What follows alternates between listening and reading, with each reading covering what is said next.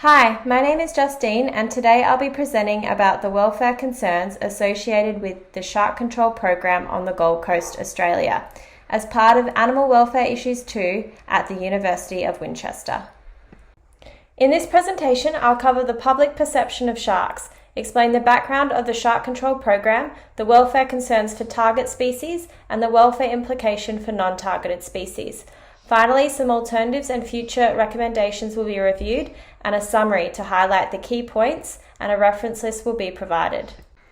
The media can portray sharks in a negative light and at times describe them as scary, man-eating killers. In Australia, the media can deliberately fuel the fear of sharks in the public, and here are some examples.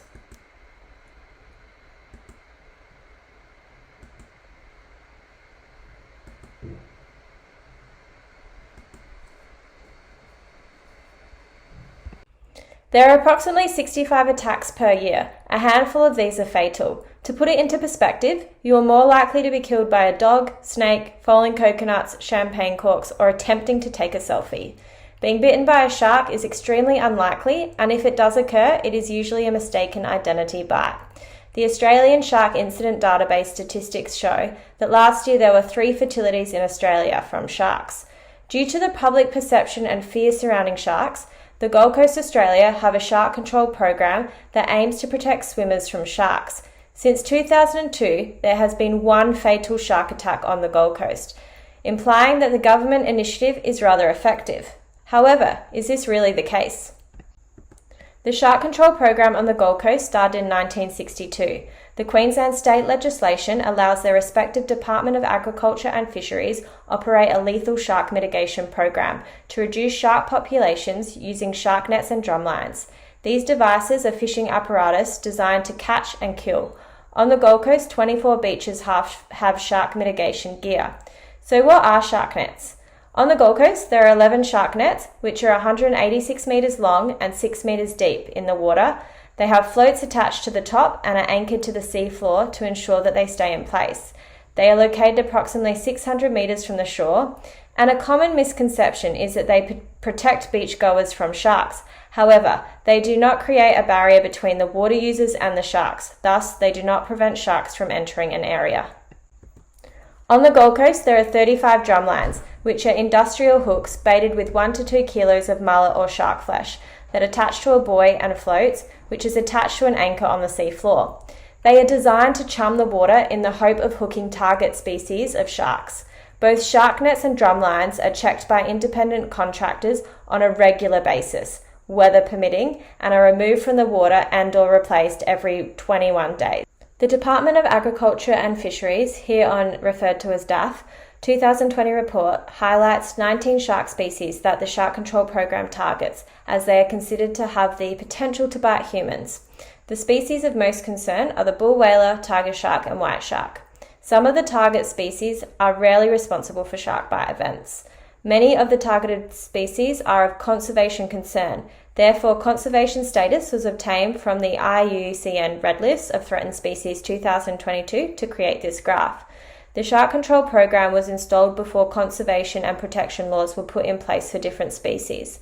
Chapman and McPhee 2016 highlight the conservation concerns around targeting species such as bull whalers, white sharks, and tiger sharks, which can lead to increased levels of bycatch, having detrimental effects to entire populations. On the screen, you'll see a graph which I created using the DAF 2022 Q-Fish data from the Gold Coast. Despite the program being in its 60th year, data has been graphed from 2001, and it contains 4 main groups of animals and highlights whether or not these animals were found dead or alive. At first glance, it appears that the shark control program is effective at culling sharks. However, this is not entirely accurate. Firstly, the shark category includes non-target sharks, and the rest of the graph contains bycatch. Regarding to efficiency of gear, 81.3% of animals were caught in the shark nets, whilst 18.7% were caught in the drumlines. Now that we have seen the amount of animals that the shark control program catches, either dead or alive, let's look at the welfare concerns for all relevant species. There is empirical evidence to support arguments that fish can experience pain and are sentient beings. When elasmobranchs, sharks, rays and skates, get caught by shark nets or drumlines, there are several physiological and psychological concerns that can cause negative welfare states and result in death. Due to the biological nature of pelagic sharks, entrapment can cause stress, making them vulnerable to hypoxia. The struggle to free themselves from the nets or hooks leads to fatigue and exhaustion, and results in a buildup of lactate and other metabolic acids in the blood. The fatigue might not be fatal, but can exacerbate hypoxia. Pelagic shark species have evolved to have delicate skin, not well adapted for hard and abrasive surfaces, such as shark nets. Physical trauma, including skin abrasions, laceration, puncture wounds, loss of functionality in target organs, wounds from physical trauma, may lead to loss of blood and further reducing metabolic capacities to cope with other stresses, thus increasing the possibility of latent morbidity due to infection. Light exposure can potentially cause bleaching of sensory pigments in the eyes, and being removed from the gear can cause additional stress. The longer it takes, the more exhausted an animal can become, having a negative impact on its welfare.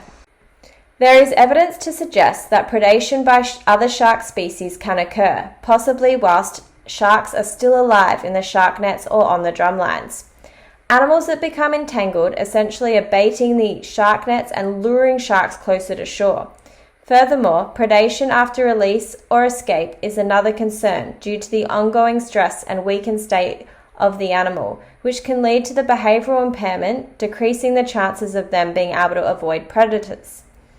Other welfare concerns include an inhumane end of life. The nets and drumlines are checked on a regular basis, weather permitting.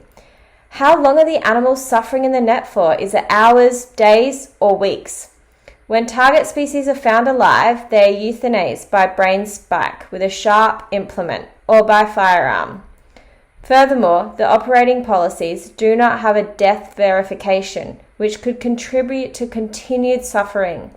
Shark carcasses and bycatch carcasses are disposed of at sea at a distance of at least 5 kilometers offshore. Shark flesh can then be retained by the contractor for use as bait. This graph shows that there are more female sharks caught in the shark control program from 2001 to February 2022. Worm ETAL 2013 emphasises the slow growth rates and reproductive rates sharks have, resulting in a depletion of populations around the world. Here are some photos of unborn shark pups. Shark pup numbers are not included in the statistics. Sharks are apex predators. They maintain the balance of the food web and play a crucial role in maintaining a healthy ecosystem. Scientists imply that there is evidence that some shark populations in Australia have declined because of the number of sharks captured following the introduction of the shark control program in Queensland. Additionally, there is a decline in body size, suggesting that apex shark populations are more vulnerable to exploitation than previously thought. Scumpton ETAL 2011 identified hammerhead sharks as the most vulnerable elasmobranch group due to the large lateral head projections, which become easily meshed in the nets. This was confirmed from my research. Scalloped hammerhead sharks were the shark species caught the most in the shark control program. Since 2001, 303 have been caught, with only 5 found alive. As a critically endangered species, not reaching sexual maturity until 13.2 years and low fecundity playing a factor with sharks, this is highly concerning. Elasmobranchs such as scalloped hammerhead sharks are not the only bycatch animal of concern. The graph I created from DAF 2022 data shows that since 2001, 80% of the animals caught in the shark control program are in fact bycatch. Other bycatch species include turtles and cetaceans. Welfare concerns surrounding turtles caught in gill nets, which are the same as shark nets, include severe ulcerative dermatitis, amputation of flippers, and septicemia processes. Furthermore, entanglement can lead to drowning, inflict severe lacerations, increasing drag while swimming, preventing diving and feeding, and increase exposure to predators. Turtle species survival rates are relatively high in both shark nets and drumlines due to their ability to surface to breathe if caught close to the surface. However, animals that are released from the shark control program are not monitored after, therefore long survival rates are not known, and this includes cetaceans. Cetaceans are highly intelligent, sentient beings. The assessment and awareness of welfare implication and suffering before death of by-caught cetaceans is several decades behind farm animal welfare. Some of the welfare concerns surrounding cetaceans caught as bycatch include asphyxiation, the inability to surface to breathe, or dying trapped in or anchored to gear. Further welfare implications are the external and internal injuries, including skin abrasions, causing deep blubber and muscle lacerations, even down to the bone. Cetaceans who escape or are released from fishing gear can suffer a variety of injuries, including high levels of stress, psychological and behavioural changes, and energetic costs affecting feeding, growth, and reproduction that can lead to reduced long-term survival. Additionally, there are wider social implications for conspecifics, including grief of companions. Other concerns include amputations, broken teeth and bones, punctured or collapsed lung, and even hemorrhaging. Other pathological consequences of entanglement include head trauma, chronic debilitation, for example starvation, and psychological changes including shock and pain, which can result in organ failure and death. Common bottlenose dolphins and humpback whales are the most common mammals to be caught in the shark nets. From the DAFE data, since 2001, 58 humpback whales have become entangled in the shark nets on the Gold Coast, 4 of which have died. The video is showing SeaWorld Research and Rescue Foundation attempting to release a humpback whale caught in a shark net. Humpback whales migrate along the east coast of Australia every year, where they rest and breed. Humpback whales may come closer to shore to utilise the East Australian current, which can make them more vulnerable to entanglement. Volop et al. 2007 found that entanglements of dolphins are generally fatal, with the animals drowning in nets. However, large whales are often powerful enough to break free from all the anchored gear and swim off, at times resulting with gear wrapped around their appendages. This gear can add substantial drag, and over time, if the animal cannot shed the gear or be disentangled by a human, the drag depletes energy reserves, and ultimately the animal dies. Other welfare concerns for cetacean are euthanasia, which isn't possible for large whales, and providing analgesics, medications for cetaceans in rescues, has its challenges, including drug combinations and doses, estimations of body weight to deliver the desired dose, legal and operator safety concerns with deploying the concentrated narcotics. Drugs for disentanglement with cetaceans is currently unusual due to the challenges mentioned. However, more routine use of these drugs could enable quicker, safer, and less stressful disentanglement operations. The standard of operating procedures that guide the end-of-life decisions in Queensland does not include procedures for animals caught in shark nets, and it only includes stranded animals.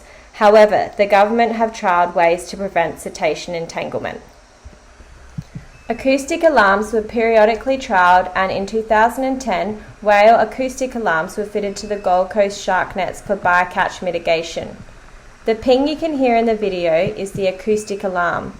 These trials were not successful, as seen here in this video. In recent years, several non-lethal alternatives for shark control programs have been developed. On the screen, you can see a selection of them. I'll just talk about a few of them. In the past 2 years on the Gold Coast, there have been trials for drones to detect sharks in multiple locations. After the first trial, the community feedback via surveys showed that 83 to 98% of the community supported the use of drones, mainly because they protect swimmers and it doesn't negatively impact marine life. Due to the clear waters on the Gold Coast, drones are a great alternative to the current shark control program. Queensland have also launched a Shark Smart app to educate the public and alert the beachgoers of shark sightings. In South Africa, there have been successful trials using the shark-safe kelp forest and hopes for a trial in Australia soon. The shark-safe barrier is an eco-friendly alternative to the lethal shark nets, and it uses magnetic and visual stimuli to deter sharks without any harm to marine life. There is a lack of scientific evidence to support the use of the shark nets and drumlines in regards to protecting beachgoers. Analysing the data from the Queensland Government indicates that most animals caught in the program are bycatch and not target species. We need to learn to coexist in a world where we no longer fear sharks. Sharks are essential for a healthy ecosystem, and culling them is not the answer. Every day this practice continues, animal welfare is compromised in a range of diverse species, and animals will keep losing their lives inhumanely. The solution is education, to stop fueling the fear of sharks, removing the shark nets and the drumlines and replacing them with alternatives that protect both humans and sharks is the solution. If you want to learn more, click the links below. Thank you for listening to my presentation.